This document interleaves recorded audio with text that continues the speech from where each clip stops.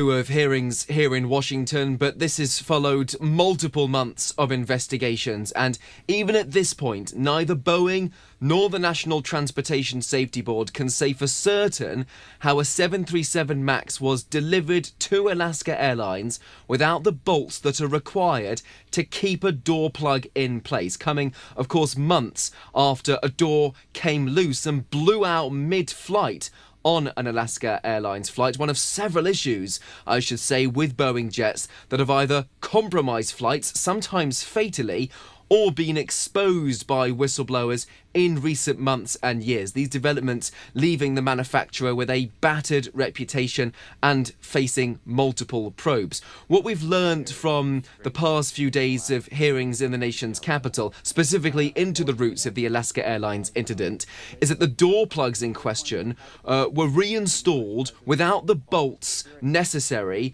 after a repair that took place at the Boeing factory, and this was all due to a mistake in paperwork.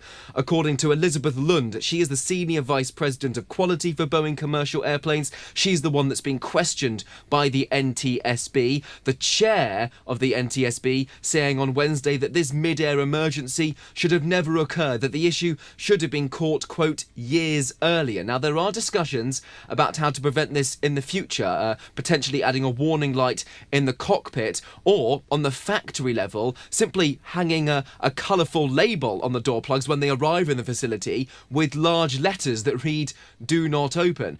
There are various federal investigations into Boeing's aviation disasters. This is not the last of the scrutiny that they'll face. In fact, in the past 24 hours, there's been more difficult headlines for the aerospace firm. An unbelievable situation that two veteran astronauts find themselves in, Butch Wilmore and Sunny Williams. There is no end in sight for them as they remain stuck aboard the International Space Station. They've been there 7 weeks longer than initially expected after, in June, manning the first crewed test flight on Boeing's Starliner capsule. Their ride home on that spacecraft is delayed, though, due to mechanical leaks and issues. The space agency NASA saying that it has not even started its flight readiness review for that return leg. That could push it to next year unless there is alternative transport arranged through, for example, a vehicle from Elon Musk's SpaceX. That is due to head to the space station,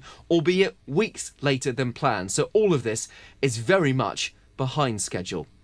Benji Hire, CGTN in Washington.